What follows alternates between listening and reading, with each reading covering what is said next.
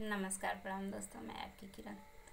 सीता के रखने वाले राम थे, जब हरण हुआ तब कोई नहीं।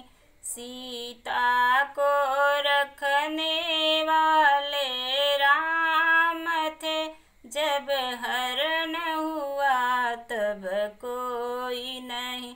द्रौपदी के 5 पांडव थे, जब चीरहरण हुआ तब कोई नहीं।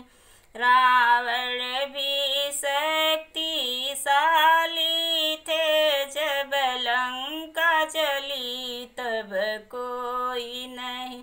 दशरथ के 4 दुलारे थे, जब प्राण तजे तब कोई नहीं।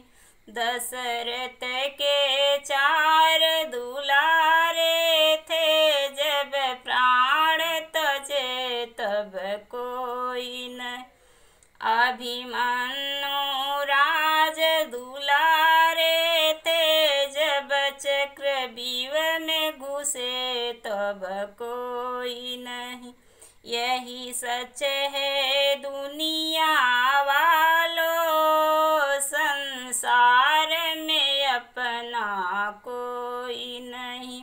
यही सच है दुनिया वालों, संसार में अपना कोई नहीं।